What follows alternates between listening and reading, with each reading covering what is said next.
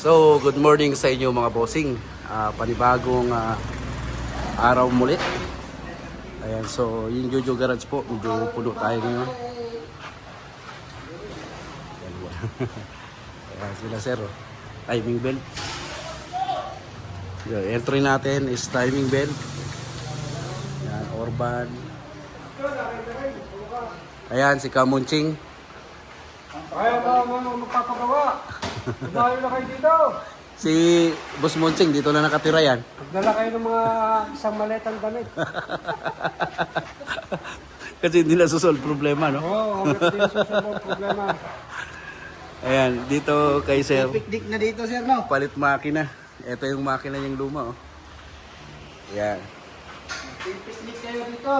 Kasama transmission, yung dinali ni sir na makina. Isang buo. Kasi yung dati niyang makina panay overheat. Yan. Palit na siyang Korean surplus. Mamaya papaandar rin na to. Titingnan namin kung aandar nga. Pag hindi umandar, Kakatay na. kakatay na. Ay, scrap na. I-scrap na. Kaya Kabinje, tingnan ko yung usok. Malakas yan. Oh. Tsaka parang malagatak. Ayan, oh.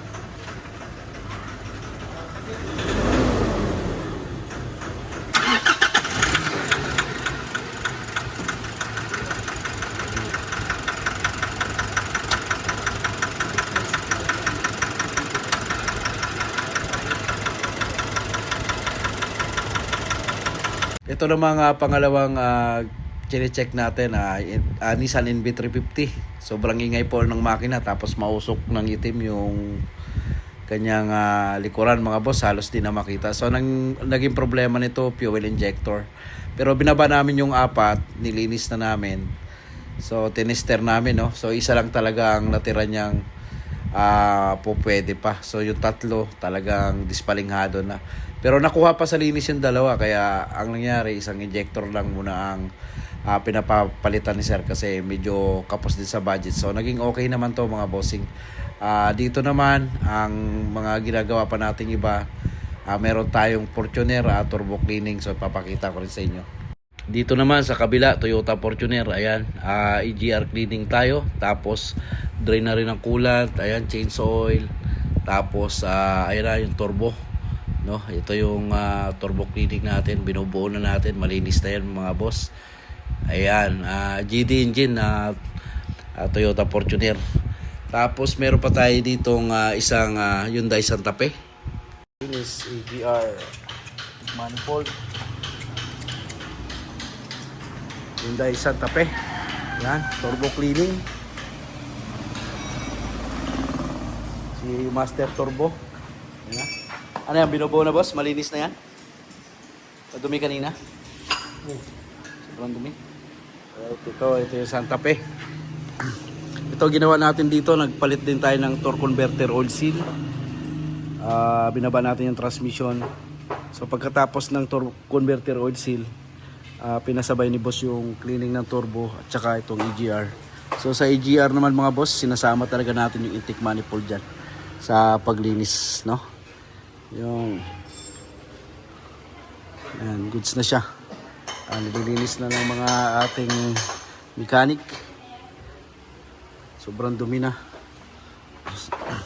Ito naman wala naging problem, yun lang oil seal lang talaga may taga sa torque converter, yung kanyang pinaka ETF. So nung natapos, pinasabay na rin ni bossing yung EGR cleaning tsaka turbo cleaning. Itong turbo, ayan, malinis na, ina-assemble na lang ni kagabi yung EGR. Ayan, so yan, ginagawa niya na lang gasket yung sa oil cooler.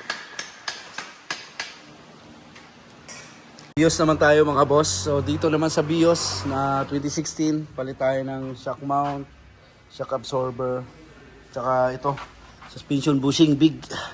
May biyak na kasi yung bushing natin. Tapos stabilizer. Yan ang ginagawa natin ngayong araw mga bossing. Ayan, sa hindi nakakala mga boss, gumagawa rin kami ng mga under chassis, makina under chassis. So ito po yung mga ginagawa namin dito sa shop. So ayan mga boss, mayroong binaba Nissan Almera. Umandar daw to kaso hindi nare-revolusyon. Ito yung i-check natin ngayon kung bakit ayaw ma-rev yung accelerator niya. So umandar naman. Kaso pag tinapakan yung accelerator ay walang response. Saan to galing, sir? Saan pa galing? Dasma. Dasma? Umako primere. Oh, kanina. Ngayon i-start natin mga bossing. Yan. Ayan, naka-check engine siya mga boss. So, yan ang problem. Yan, hayaan muna natin bumaba yung idling niya. Saka natin apakan. So, ngayon okay naman oh. Ngayon okay siya. Ayan oh. So, titingnan natin.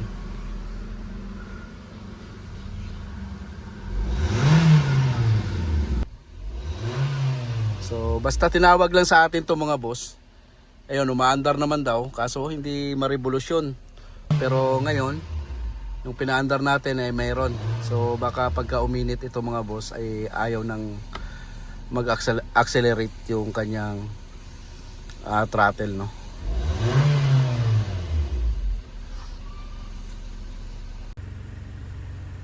Ito nga kaagad nating in-scan. So yung code niya is P122.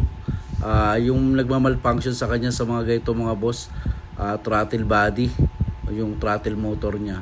Maaari din i-check nyo yung yung throttle relay o di kaya yung wiring sa mga ganitong code.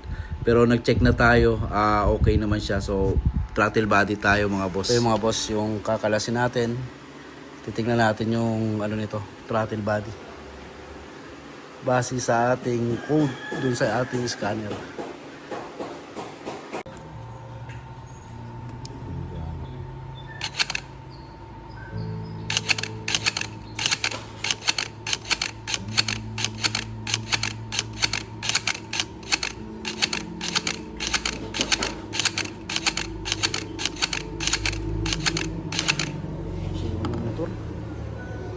Kaya mga boss, kanina testing naman natin ay gumagana yung throttle motor. So dito tayo.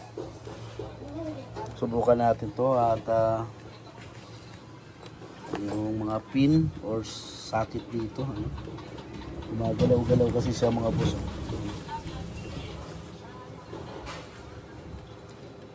Tingnan natin ipitin to. Ipitin natin yan. Minsan kasi malaki na yung pin dito. Kaya nagkakaroon ng loose connection dito sa ating throttle motor. So, ipitin ko lang yan. Titingnan natin pag naikabit kung mag-i-improve yung gagawin natin dito sa throttle body. Natapos na nga nating linisin, tapos inayos natin yung socket mga boss. Pati yung pin niya dun sa pinaka-throttle motor. Sinikipan na rin natin. Tingnan natin kung hindi na ba ito mag-check engine. Try and try. Saan susi? Wala. Pala to.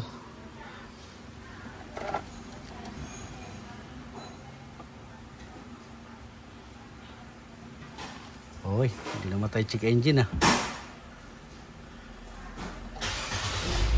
Uy. Lutang pa rin.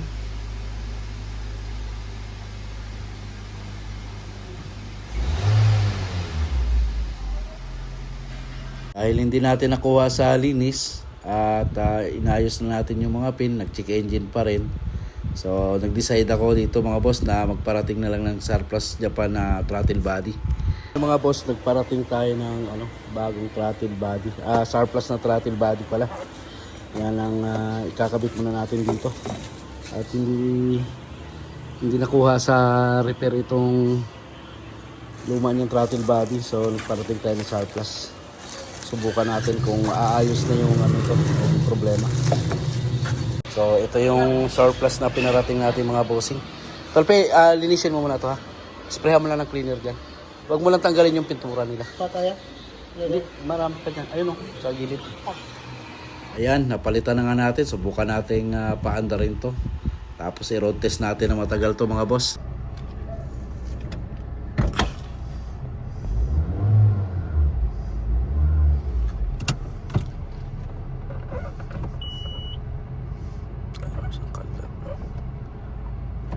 Test natin. Walang masagasaan ba?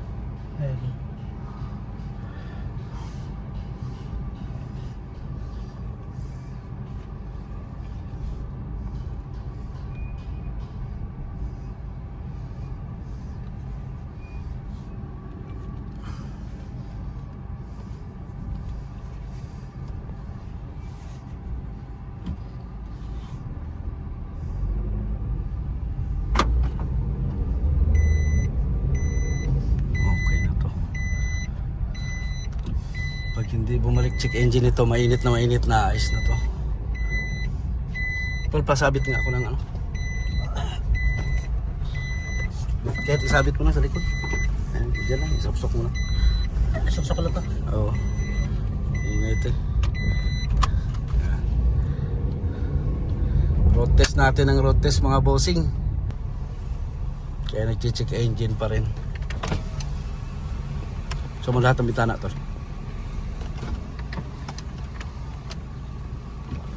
Ano siguro to, nakabukas.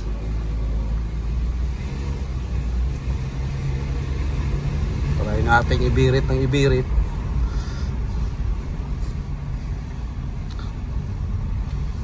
Ang kinabit lang natin ay yung mga Japan surplus na throttle body. So titingnan natin kung goods, kung hindi na talaga babalik. Nangyari kasi nito, yung may-ari nag-check engine yun, ay hindi na ma-accelerate yung accelerator o ayaw na tumaas yung RPM kahit anong apak niya. So kaya pinakarga na lang sa towing.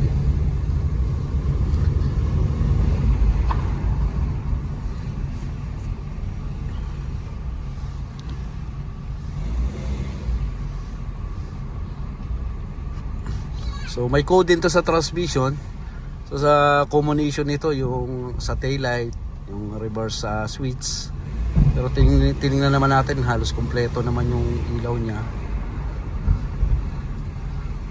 So pagtapos nating i-road test, ayan, scan ulit tayo. Kailangan lang natin patagalin tong takbo ng takbo.